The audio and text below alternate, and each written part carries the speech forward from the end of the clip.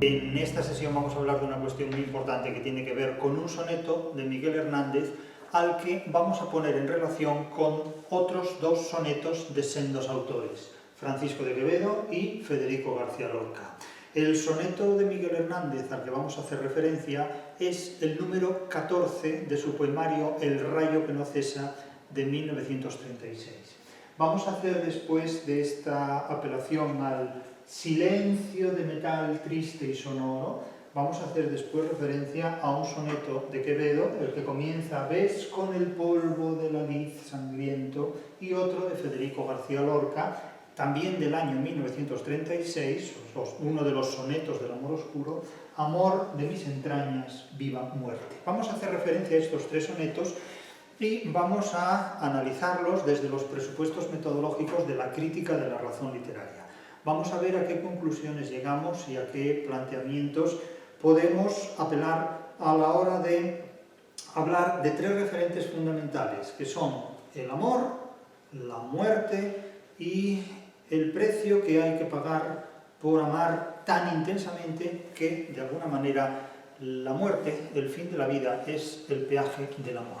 Esta es una concepción excesivamente trágica. Normalmente el amor no se vive en estas circunstancias, pero la tragedia, que tiene una tonalidad muy dignificante de las experiencias humanas llevadas al extremo y que tienen un final letal, un final mortal, un final trágico, un final que precisamente por ser trágico resulta imprevisible, no se ve, no se puede ver ese final trágico, y resulta irreversible. Es decir, las dos características fundamentales de la tragedia son que resulta irreversible, nadie puede volver a la vida. Por esa razón no cabe hablar de tragedia en el pensamiento cristiano, porque el cristianismo cree, postula, afirma una inmortalidad del alma, una supervivencia. No hablo de que la conciencia exista o de que la supraconciencia exista, como postulan algunas personas singulares y extraordinarias, sino simplemente de que el cristianismo plantea la inmortalidad del alma, plantea la supervivencia incluso del cuerpo,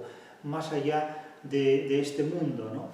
Pero lo que hace de algo realmente trágico es asumir, aceptar, afirmar que tras esta vida terrenal y humana no hay otra.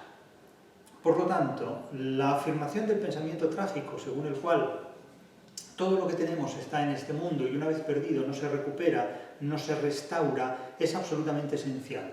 De ahí que la tragedia haya sido una forma de arte concebida por un mundo como el griego y no como un mundo por el cristiano, realmente, donde se postula, insisto, una supervivencia más allá de este mundo. El caso es que estos tres sonetos a los que vamos a hacer referencia tienen en común estos aspectos y dos de ellos, concretamente el de Miguel Hernández y el de Francisco de Quevedo, tienen una proyección que se objetiva, que se simboliza en la figura del toro, como animal luminoso, como símbolo de fuerza, de virilidad, de sexualidad y de destino trágico, porque plantea sobre todo la figura del toro de Lidia, del cornúpeta, o toro de Lidia, que eso es el cornúpeta, es decir, el que tiene los cuernos precisamente para matar a quien trata de torearlo, en definitiva. Vamos ya directamente a la lectura del primero de estos sonetos, el soneto de Miguel Hernández, y a partir de aquí iremos introduciendo el resto de los poemas a los que hacemos referencia y también nos centraremos muy sumariamente, muy fugazmente, en un poema de Vicente Alessandri.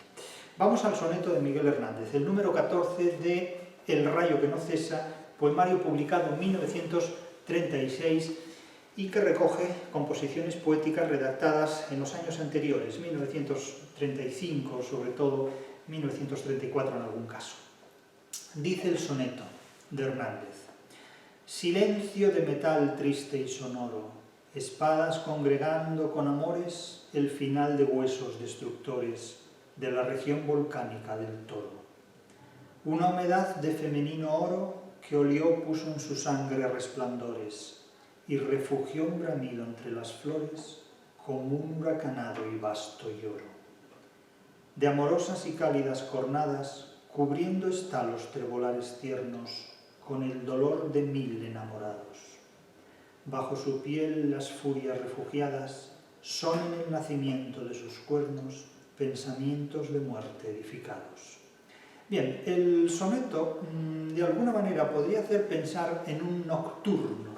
No han faltado críticos literarios que, con razones más o menos sugerentes, evocaran la presencia de la luna en el primer verso. Silencio de metal triste y sonoro. El silencio de la noche, de una noche plateada, de una noche metalizada por la luminosidad lunar, la luminosidad impostada, en préstamo del sol a través de la luna. Nótese también ya en este primer verso el contraste del silencio sonoro, que hace pensar naturalmente en Juan de la Cruz, la música callada, la soledad sonora, la cena que recrea y enamora. Silencio de metal triste y sonoro, un metal que hace pensar también en un enfrentamiento, más adelante se hablará de espadas, inmediatamente se habla de espadas, espadas congregando con amores. Nótese que en este primer cuarteto, si no nos equivocamos en la cita, falta un verbo principal que rija este gerundio, que puede ser una perífrasis de aspecto durativo, espadas que están congregando con amores, espadas que congregan con amores, pero falta un verbo principal. Fíjense que la oración sintácticamente dice, es una glosa, es una acotación, silencio de metal triste y sonoro, espadas congregando con amores, o espadas que congregan con amores, en el final de Huesos Destructores, la región volcánica del Toro. Es como una glosa, como una acotación teatral de una secuencia, de una escena que todavía no se ha iniciado. Es como si se llevara a cabo la puesta en escena dramática, la dramatización, la teatralización de una secuencia, y esta fuera una glosa, una acotación, un texto espectacular. Y se sucede de nuevo en la segunda estrofa algo que acompaña naturalmente a la primera y que produce un desenvolvimiento de la acción inicial. Pero digamos que el escenario de los hechos es una suerte de paisaje nocturno dominado por la nocturnancia y por el conticinio de la noche, es decir, el momento donde el silencio es más intenso, en la noche, en la plenitud de la noche, avanzada la nocturnancia y en la culminación del conticinio, es decir, en el momento más silencioso de la noche. Espadas congregando con amores. Todos pensamos aquí en el poemario de Vicente Alessandri, espadas como labios. Espadas congregando con amores, es decir, espadas que buscan la cita con el amor, es como un enfrentamiento entre dos cuerpos. En el final de Huesos Destructores, los huesos destructores, que son el final de una anatomía ósea, son los cuernos del toro, no tiene más misterios. El final de Huesos Destructores es una perífrasis, es una metáfora totalmente perifrástica para apelar al cornípeto, es decir, al cornúpeta también, el toro de Lidia, en definitiva, de la región volcánica del Toro. Es como si el toro se comparara con un volcán, con la fuerza telúrica, luminosa, extraordinaria, insólita de un volcán, cuyos huesos finales, cuyas extremidades finales, cuya osamenta aguda, pues son los destructores cuernos, el cornúpeta destructor que se enfrenta pues, a todo lo que tiene delante. Esa fuerza volcánica que representa la poderosa sexualidad masculina que busca pues, lo que suponemos. No es necesario mencionar, bueno, ya lo dice la estrofa segunda, el segundo cuarteto. Una humedad de femenino oro que olió puso en su sangre resplandores. Aquí, naturalmente, no se puede hablar más explícitamente de la química de la sexualidad. Vamos a dejarlo en esta metáfora tan sutil y tan discreta, en una institución políticamente correcta como es en la que estamos, ¿no? Una humedad de femenino oro que olió puso en su sangre resplandores y refugió un bramido entre las flores. Nótese, adviértase aquí claramente que la figura casi como del Minotauro, ¿no? Porque es inevitable también pensar en la tradición hispano-grecolatina de la mitología helénica, en virtud de la cual Zeus, enamorado de Europa, se disfraza de toro blanco, y Europa, atraída por la belleza del toro blanco, pues se acerca a él, lo acaricia, incluso se sube en los lomos del toro blanco, y este toro, pues evidentemente, es Zeus, disfrazado de toro, viaja a Creta, llevando en su lomo a Europa, el famoso rapto de Europa. De ahí surgirá después la figura del Minotauro en el laberinto de Creta, etcétera, etcétera. Este pasaje, que ha inspirado las geórgicas de Virgilio y también el soneto de Quevedo, al que vamos a mencionar a continuación inmediatamente, pues supone que en el poemario El rayo que no cesa de Miguel Hernández, por primera vez aparece la figura explícitamente del toro en el soneto 14. No será naturalmente el último soneto ni el único soneto en el que aparece el toro en la lírica y en el poemario de Miguel Hernández. Va a haber más sonetos en El rayo que no cesa, donde el toro se convierte en la figura animal, en la luminosidad animal que representa superlativamente la potencia sexual masculina, la sexualidad, la virilidad masculina en lo que son las relaciones eróticas, amorosas, sexuales entre hombre y mujer. Pero nótese, y a esto iba, que el toro se manifiesta entre las flores, es decir, en una metáfora que tiene mucho que ver con el modernismo, lo fáunico y lo floral, la fauna y la flora. Y claro, no nos imaginamos que irrumpa un toro en un campo en el que estamos cogiendo flores. El toro parece que tiene más que ver con un campo de batalla que con un locus amenus. Y por una parte tenemos un campo de flores que remite a un espacio amoroso, el locus amenus, y por otro lado tenemos la efigie, la imagen de un toro, un bravío, por supuesto, valga la redundancia, que parece refugiarse en sus bramidos, en un campo de flores, entre las flores. Claro, cuando leemos en el Cántico Espiritual de Juan de la Cruz, y pacerá el amado entre las flores, eso remite naturalmente a un locus amenus, pero refugiar el bramido de un toro entre las flores, evidentemente supone una inquietud, que en este caso es una inquietud que preludia a un encuentro sexual, como un huracanado y vasto lloro. Pero resulta que la fuerza luminosa del animal se convierte casi en una elegía por la ausencia, por la falta de presencia, en definitiva, de la mujer amada, de la hembra, diríamos aquí. Claro, no vamos a hablar de la vaca. Esto sería una despresurización lírica muy fuerte y que resulta intolerable, ¿no? De un huracanado y vasto lloro. Esta es la situación en la que se encuentra la escena. Y los dos tercetos finales, en definitiva, lo que vienen a ilustrar es una decoración que potencia lo anterior y desemboca en una auténtica elegía trágica, porque la pasión sexual no llega a satisfacerse, porque no llega a producirse ese encuentro, y todo termina en una larguísima hiperbólica, veremos aquí, con el dolor de 1000 enamorados, es decir, tiene como 1000 teras de amor, este disco duro del toro, por así decirlo en términos informáticos, claro, lo cual es una hipérbole impresionante, de amorosas y cálidas cornadas. Esto es la daga que tiernamente hiere, la daga que dulcemente hiere. Claro, es un oxímoron tremendo. Las cornadas difícilmente pueden ser amorosas, difícilmente las cornadas pueden ser cálidas. Hablamos de los cuernos del cornúpetro, no pensemos aquí, porque la gente cuando lee estos poemas empieza a ver símbolos fálicos en los cuernos y en todas estas cosas, ¿no? Pero, como decía Freud, alguna paciente que decía, señor Freud, es que soñé con un puro, y entonces Freud dice, mire, señora, o señor, o lo que sea, de vez en cuando un puro es un puro y nada más que un puro. Entonces, bueno, aquí conviene advertir esto, porque la gente lee lo de los cuernos y los símbolos fálicos y se emociona más de lo debido. No creo que esto signifique más que lo que en este punto metafóricamente significa, que son las extremidades superiores del cornúpeto, del toro, o cornúpeta, vamos, de la res, en definitiva. De amorosas y cálidas cornadas, cubriendo están los trebolares tiernos. Los trebolares son campos de trébol,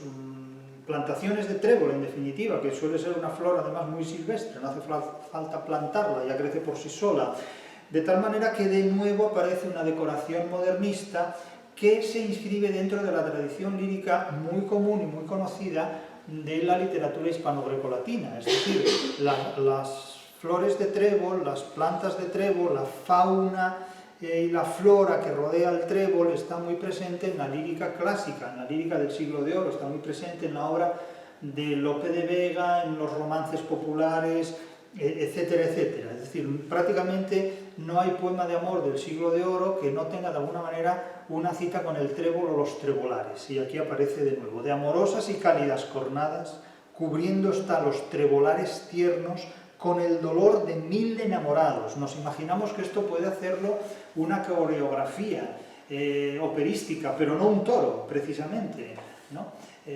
Hace pensar, sonetos como este hacen pensar, un poemario como este hace pensar en algunas de las composiciones musicales de Joaquín Turina, como por ejemplo Orgía, sin ir más lejos, o como muchas otras composiciones musicales de un compositor como Turina. Insisto que este primer terceto de amorosas y cálidas cornadas, con el oxímoron que plantea, cubriendo está los trebolares tiernos, con la decoración floral y fáunica muy propia del modernismo y de la tradición lírica aurisecular e hispano-grecolatina, con el dolor de 1000 enamorados, termina con una hipérbole realmente desmesurada. Y llegamos al último de estos tercetos, al desenlace final del poema. Casi podríamos decir que el poema tiene una prótasis, una epítasis y una catástrofe, por comparar la estructura del poema con las tres partes de las piezas teatrales, el planteamiento o prótasis, la epítasis o desarrollo, y la catástrofe o desenlace trágico, ¿no? Bajo su piel las furias refugiadas. Nótese la onomatopeya del bufido, con esa fricativa de la vocal U tan cerrada. Bajo su piel las furias refugiadas son el nacimiento de sus cuernos, pensamientos de muerte edificados. Es decir, va de abajo arriba, atravesando todo lo que es la anatomía del cornúpeta, desde los cascos hasta los cuernos, ¿no? Las furias refugiadas son el nacimiento de sus cuernos, desde la raíz a la punta, pensamientos de muerte edificados. A mí siempre me ha sorprendido la vinculación tan extrema que muchos poetas han establecido entre el amor y la muerte, entre los mitos combinados de Eros y de Tánatos. Es como si el placer exigiera pagar un alto peaje, es decir, no hay placer más valioso que aquel que para experimentarlo se paga con la propia vida.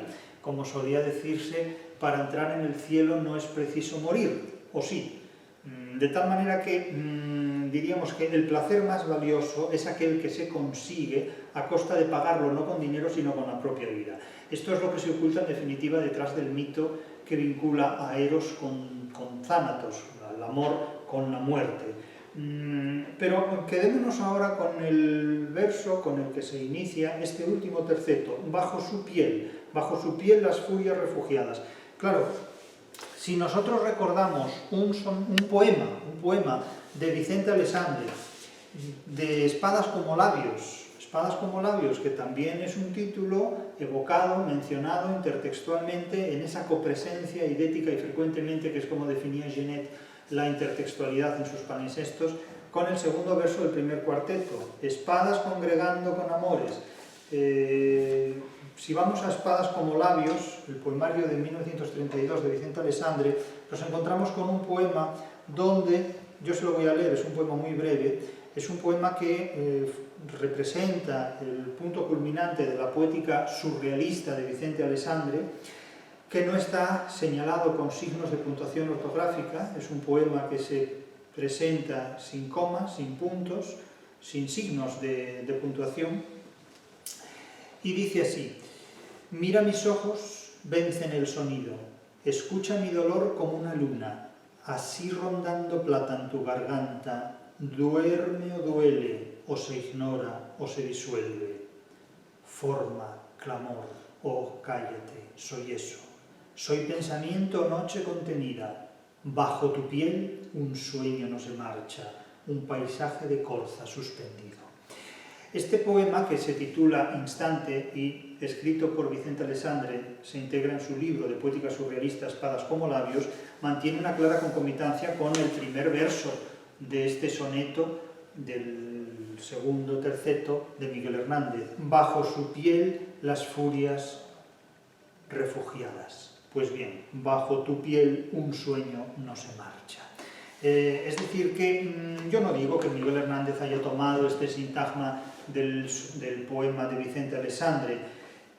También están presentes las espadas, congregando con amores, espadas como labios, pero evidentemente se comparte una misma poética. Tengan en cuenta que Miguel Hernández escribe este soneto probablemente 2 o 3 años después de la publicación de uno de los libros de cabecera del autor de Orihuela, que es toda la poética de Vicente Alessandre, y concretamente Espadas como labios, la destrucción o el amor, donde también se plantea el mito de Eros y de Tánatos, etcétera, etcétera. Es decir, que hablamos de poetas que comparten, y no por casualidad, una misma poética. Pero si el toro es uno de los protagonistas absolutamente claves y fundamentales de este soneto de Miguel Hernández, vamos ahora al soneto que les mencionaba al principio de Francisco de Quevedo. Vamos ahora al Siglo de Oro. Siempre hemos dicho que Miguel Hernández es un autor que describe una auténtica autopista, una de las más excelentes autopistas que conducen del siglo XX al Siglo de Oro, que conducen de la poesía de las primeras décadas del siglo XX a la poesía aurisecular, a la poesía más valiosa del Siglo de Oro español. Y concretamente este poema nos hace pensar en otro poema de Quevedo, el poema soneto que forma parte del ciclo de los sonetos, de los poemas dedicados a Lisi, o que tienen a Lisi como destinatario inmanente, como protagonista. Este soneto de Quevedo se titula Con la comparación de dos toros celosos, el poeta pide a Lisi que no se admire del sentimiento de sus celos. Es decir, que parece que Lisi contempla a dos toros enfrentados por celos, por una vaca, y Lisi se sorprende de la violencia, de la furia de estos animales que disputan como dos machos por una hembra. Y el poeta le dice que no se sorprenda de la violencia de los toros, celosos, en celo, porque, en fin, la naturaleza humana no es muy diferente en este punto a la taurina, ¿no? A la lucha de estos dos cornúpetas. Entonces, ¿cómo expresa Quevedo esta violencia, este enfrentamiento, esa tauromaquia, en definitiva? Pues la expresa como lo vamos a leer en este soneto. Leo el soneto de Quevedo y fíjense en el paralelismo, no solo de forma, sino también de contenido que hay entre Quevedo y Miguel Hernández, unido este paralelismo por la figura luminosa del toro como expresión suprema de la virilidad, de la sexualidad masculina. ¿Ves como el polvo de la lid sangrienta crecer el suelo y acortarse el día en la celosa y dura valentía de aquellos toros que el amor violenta?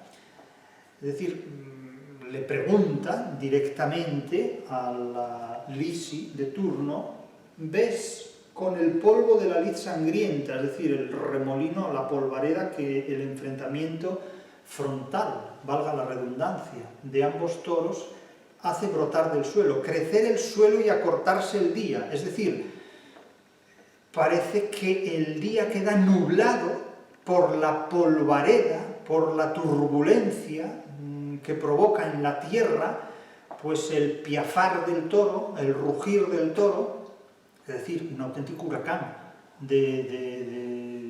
el polvo que está levantando en la tierra. Entonces el día se acorta porque se oscurece y el suelo crece porque todo se solidifica en tierra. Tal es la intensidad del terremoto que provocan estos dos animales enfrentándose mutuamente uno con otro. En la celosa y dura valentía, es decir, son muy valientes porque arriesgan su vida incluso, celosos y endurecidos, casi pétreos, de aquellos toros que el amor violenta. Es decir, aquí se hace un uso verbal del sustantivo violencia, violentar, hacer violentos. El amor induce a la violencia, aquí lo ven, en definitiva. Entonces, claro, la gente cuando predica amor, vamos a predicar el amor, vamos a darnos la paz y vamos a ser amorosos, bueno, el amor también puede ser un móvil para la violencia. Dos seres se pelean por satisfacer amorosamente el encuentro con un tercero. Aquellos toros que el amor violente, claro, la gente me dirá, bueno, pero es que los seres humanos no somos animales.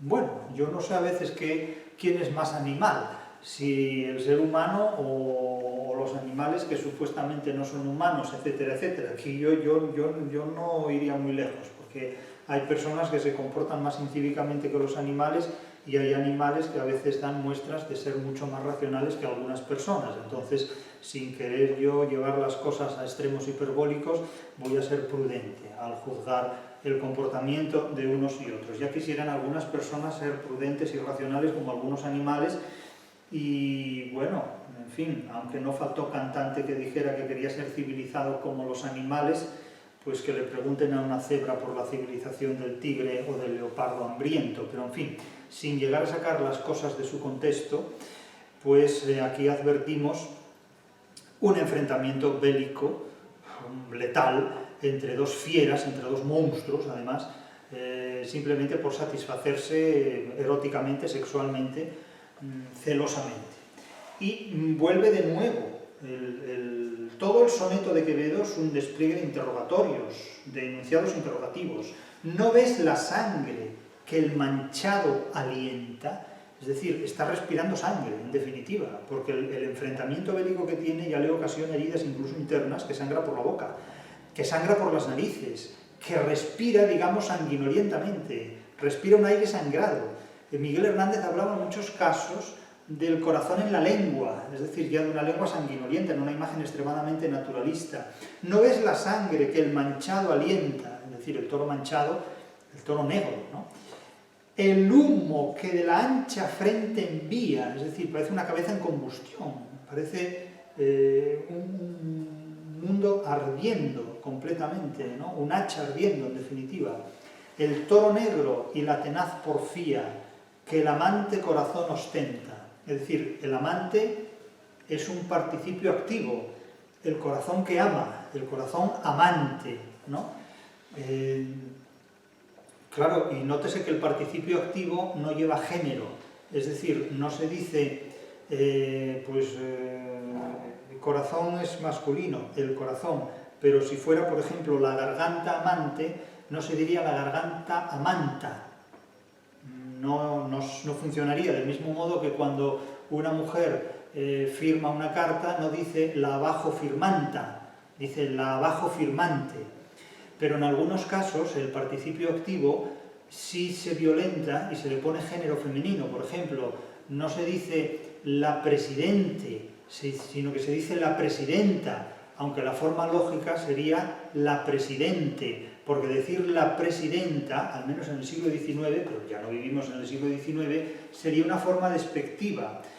De ahí que Clarín titulara despectivamente su novela La regenta en femenino para designar a la mujer del regente. Hoy día ya no hay cargos de regente en audiencia, pero lo lógico sería que fuera la regente. De hecho, cuando se hablaba de la reina regente no se decía la regenta, sino que se decía la regente. Pues aquí ocurre lo mismo, los participios activos no llevan género, masculino o femenino, porque digamos que tienen un género epiceno que vale para los dos, como el elefante o elefanta, no hay elefanta propiamente, ¿no? Son géneros, no tienen ese morfema de género, sino que el mismo es común para todos los géneros. Ya digo, no se dice la abajo firmanta, sino la abajo firmante, etcétera, etcétera. Pero bueno, con las ideas que hay hoy sobre el género, pues cualquiera puede decir lo que estime oportuno en su momento al margen de las normas, pero yo hablo según lo que dicen las normas. En este caso, luego cada uno pues hace naturalmente lo que quiera allí donde puede. Pero Miguel Hernández utiliza un participio activo y dice: en que el amante corazón ostenta, corazón que ama, en definitiva. Perdón, en este caso el soneto es de Quevedo. Pues si lo ves, Olisi, le viene a decir, pues ya que lo ves, Olisi, ¿por qué admiras que cuando amor enjuga mis entrañas y mis venas volcán revienten iras? Es decir, si compruebas cómo dos toros se matan por amor, ¿por qué te sorprendes de que a mí me ocurra lo mismo, en definitiva? Cuando amor enjuga, seca, de alguna manera, mis entrañas y mis venas, hechas un volcán que revienta en iras. Viene a decir, claro, habría que ver, yo no sé hasta qué punto Quevedo evidentemente se puede identificar con esto, pero ya sabemos que los poetas del siglo de oro, en tanto que poetas, mienten siempre, pero que en tanto enamorados quedan tan cortos como verdaderos, como decía Cervantes por boca de Lotario en el curioso impertinente frente a Camila ante los ojos de su marido Anselmo, los ojos y los oídos de su marido Anselmo. Quiere decir que aquí hay una hipálaje también muy fuerte en una secuencia que es la que protagoniza el término volcán. Cuando amor enjuga mis entrañas y mis venas, volcán, las venas hechas un volcán, las entrañas hechas un volcán, en definitiva, el sustantivo volcán adquiere las funciones de un adjetivo. Cuando mis venas volcánicas, mis entrañas volcánicas, revientan en ira, revientan en iras, incluso lo dice en plural. Y el poema de Quevedo termina en un epifonema, en una manifestación sintética, afirmativamente, pero en una oración interrogativa, cuando se plantea: ¿son los toros capaces de sus hañas? Y no permites, cuando a Bato miras, que yo ensordezca en llanto las montañas. Claro, ¿quién es Bato? Bato era un pastor. En la mitología clásica, Bato era un pastor. Era un pastor muy curioso. Tan curioso era que en un momento dado comprueba cómo Hermes le roba ovejas a Apolo. Hermes le roba ovejas a Apolo y Bato lo ve. Y entonces Hermes, ante el temor de que Bato se lo pueda contar a Apolo, le trata de dar una recompensa, es decir, trata de comprar su silencio. Y en un primer momento Bato le dice que sí, que acepta esa recompensa, pero finalmente Bato traiciona la palabra dada a Hermes y lo delata ante Apolo. Bato es un traidor, pertenece a la estirpe de la divisa de Judas, como hemos escrito lúdicamente en un relato, en un cuento que yo mismo escribí titulado La divisa de Judas, para hablar de los traidores, ¿no? Y cómo la traición pues, forma parte del comportamiento habitual del ser humano. Ya saben que hay dos tipos de amigos, los verdaderos y los falsos. Los falsos son aquellos que sabes cuándo te van a traicionar, los verdaderos amigos son aquellos que nunca sabes cuándo te van a traicionar, pero sabes que sin duda lo van a hacer. Es decir, la traición en los amigos es cuestión de tiempo. Y además la traición es algo que siempre se celebra entre amigos, porque son los que te traicionan, de los enemigos no te dejas traicionar. Lo bueno que tienen los enemigos es que nunca te traicionan porque no te dejas. Los amigos son los que te la van a jugar. Es cuestión de tiempo eso, no hay problema ninguno. Entonces, claro, el epifonema del soneto termina: son los toros capaces de sus hañas, y no permites, cuando a Bato miras, que yo ensordezca en llanto las montañas. Es decir, aquí el poeta se identifica con Bato y dice: yo, en definitiva, ensordezco en llanto a las montañas porque estoy robándome a mí mismo toda la ira, estoy callándome toda la ira que tengo, y mi llanto ensordece incluso a las montañas. Mi llanto es todavía más sordo que el silencio solitario de las montañas. Es lo que concluye este soneto.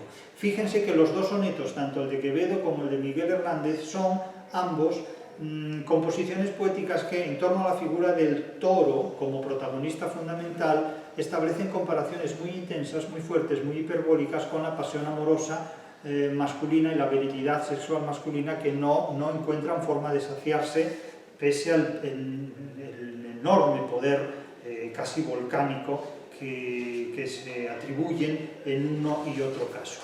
Pero ahora vamos a otro poema, vamos a comparar estos poemas tan fuertes, tan intensos, tan poderosísimos, tan extremadamente viriles, como son el de Miguel Hernández y el de Quevedo, con un poema mucho más suave, mucho más sutil, de Federico García Lorca. El poema de Federico García Lorca, que procede de 1936, es decir, del mismo año que El rayo que no cesa, es un poema mucho más suave. Es decir, Lorca no es Miguel Hernández. Lorca no es Miguel Hernández. Lorca no es el toro. Lorca es el que mira al toro con entusiasmo. De hecho, vamos, el gusto que tenía Lorca por la tauromaquia y por la figura del torero es indiscutible en la elegía por Ignacio Sánchez Mejías. Este soneto, de los sonetos del amor oscuro de 1936, lleva el título de El poeta pide a su amor que le escriba.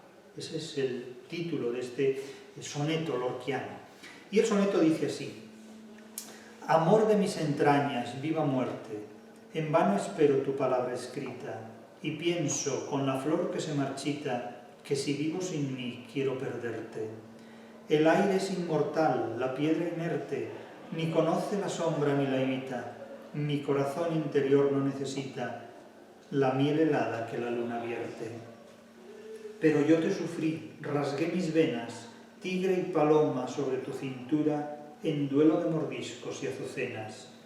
Llena pues de palabras mi locura, o déjame vivir en mi serena noche del alma para siempre oscura. Bien, este soneto de Lorca, que es mucho más suave que los otros dos, aquí no hay toro que venga, precisamente ese es el problema, que no hay toro que venga, porque el poeta pide a su amor que le escriba, pide a su amor que se manifieste. El soneto de Lorca es una optación, es la expresión de un intenso deseo.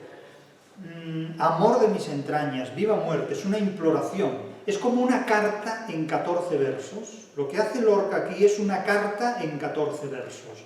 Es un poema epistolar. Amor de mis entrañas, un invocativo. Viva muerte, en vano espero tu palabra escrita. ¿Cuántos enamorados esperan el mensaje, la escritura que les corresponda? Y pienso, es decir, ya no solo siente, sino que pienso, con la flor que se marchita, si vivo sin mí, que vivo sin mí quiero perderte, que si vivo sin mí quiero perderte. Es decir que, vamos a ver, si no me escribes que me muero, ¿no? Viene a decir, es una queja, es una imploración, es una optación, la expresión de un deseo irrenunciable y ansioso además. Y hay glosas y acotaciones. El aire es inmortal, pero yo no, viene a decir, el aire es inmortal, pero yo no. Latentemente es lo que viene a plantear. La piedra inerte ni conoce la sombra ni la evita, pero latentemente dice, pero yo sí, yo sufro, no soy una piedra inerte y no soy inmortal como el aire. Corazón interior no necesita la miel helada que la luna vierte. Pero digamos que él no tiene un corazón interior inerte, sino que necesita la vida, necesita su palabra, necesita la correspondencia amorosa. Y advierte, pero yo te sufrí. Aquí, claro, se introduce una adversativa como si todo hubiera estado perdido ya, como si todo estuviera perdido ya, pero yo te sufrí, rasgué mis venas, notes aquí la imploración del sacrificio, con todo lo que yo he hecho por ti. Es aquí cuando empiezan entre los enamorados los reproches. Con todo lo que yo te aguanté, ya empieza aquí la cosa a subir, no va por este camino, Federico García Lorca, pero viene a hacer un narcisismo del sacrificio. Yo te sufrí, rasgué mis venas, tigre y paloma, nótese la fuerza, no es toro y mariposa precisamente, ¿no? Tigre y paloma sobre tu cintura. Claro, ¿quién puede decir tigre y paloma sobre tu cintura? Este verso no lo encontraremos en Borges, cuyas noches estaban llenas de Virgilio. No, una cosa es tener las noches llenas de tigres y palomas y otra cosa es tener las noches llenas de Virgilio. Lorca no es Borges. Hay gente que tiene sangre en las venas. Tigre y paloma sobre tu cintura. en duelo de mordiscos y azucenas. Imagínense ustedes, una noche de tigre, paloma, cintura, duelo de mordiscos y azucenas. Morder lo más delicado, como una azucena, eso, ¿no? Cada uno sabe de qué habla. Esto no se encuentra en las noches con Virgilio, realmente. En duelo de mordiscos y azucenas, es un amor ausente que se echa de menos, en definitiva. Es decir, yo te sufrí, yo tengo derecho a repetirlo, es lo que le viene a decir. Rasgué mis venas por ti, tigre y paloma, es decir, hiciste de mí lo que quisiste, porque también el otro quiso, evidentemente, ¿no? Llena, llena, llena, llena, es un imperativo, llena, pues de palabras mi locura, o déjame vivir en mi serena noche del alma para siempre oscura. Es decir, tómame o déjame, ¿no? Pero haz algo, en definitiva. Es decir, llena de palabras mi locura, o sea, dime algo, o déjame vivir en mi sereno, dime que no para siempre, o sea, tómame o déjame. Creo que hay una canción que dice algo así como tómame o déjame, bueno, canciones debe haber para todo. Y de hecho la poesía no es más que una canción para el que la sabe bien tañer, como la vida. Llena pues de palabras mi locura, o déjame vivir en mi serena noche del alma para siempre oscura. La noche oscura del alma, que es una intertextualidad muy clara con el poema de Juan de la Cruz, La noche oscura del alma. Nótese cómo estos tres poemas, tan diferentes entre sí, los dos de 1936, el de Lorca y el de Miguel Hernández, que publicados en el mismo año y escritos por las mismas fechas, son tan diferentes en el tratamiento del amor. Y dos poemas tan distantes cronológicamente entre sí, como el de Quevedo, de segunda mitad del siglo, primera mitad del siglo XVII, y el de Miguel Hernández, 1934-35, publicado en el 36, son más parecidos, el de Quevedo y el de Miguel Hernández, aunque los distancian casi 3 siglos, que el de Lorca y el de Miguel Hernández, que son exactamente del mismo año de publicación. En definitiva, como ven, en los tres poemas podemos decir que está el motivo del amor, el deseo y la muerte. El deseo como una pasión absolutamente desgarradora. El amor ausente en el caso de Lorca, que tiene una connotación romántica mucho más poderosa que el de Miguel Hernández o que el de Quevedo, donde el amor está presente pero no se satisface, y está presente de una manera mucho más bestial, mucho más luminosa, como una muerte activa, sacrificial, porque el destino del toro de Lidia es morir en la plaza, en definitiva, es morir en un sacrificio espectacular para deleite del público, lo cual puede resultar más o menos siniestro según, porque en definitiva encontrar placer en cómo un hombre arriesga su vida frente a un animal tiene su estatuto particular, realmente, pero ya no entro en estas categorías, sobre estas ideas cada persona tendrá su punto de vista, y yo hablo de literatura, no hablo de corridas de toros, ni de nada afín a esto.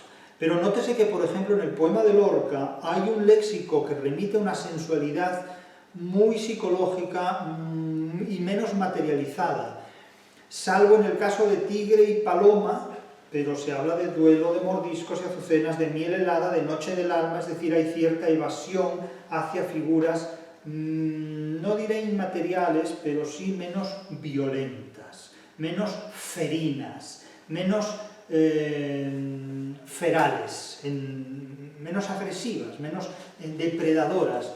Claro, los versos de Hernández son mucho más crudos, son mucho más violentos. No vamos a leer de nuevo el poema porque ya lo hemos hecho, pero Lorca dramatiza la sensibilidad, Miguel Hernández sobre todo dramatiza la corporeidad.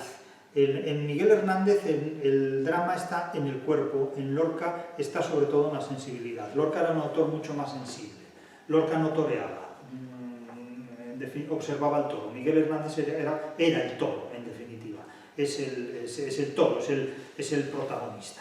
Pero, como digo, en suma, este soneto, el soneto número 14 de Miguel Hernández, es realmente otra de esas joyas de el rayo que no cesa, y expresa naturalmente un deseo sexual muy fácil de identificar con el propio poeta, porque lo despliega a lo largo de todos y cada uno de los sonetos del Rayo que no cesa, e insisto, el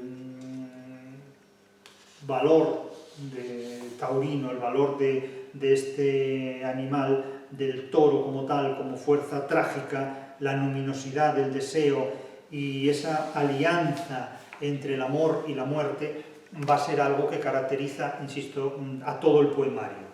El toro es una figura que va a aparecer con frecuencia en los sonetos de El Rayo que no cesa, y desde luego es un animal indisociable. Como el caballo lo era a la poesía lorquiana, el toro lo es a la poesía de Miguel Hernández, a toda la lírica de Miguel Hernández, e insisto, si hay que ponerle música a la poesía de Miguel Hernández, esa música es sobre todo la de Joaquín Turina. A mi juicio es la de Joaquín Turina. También la de Falla.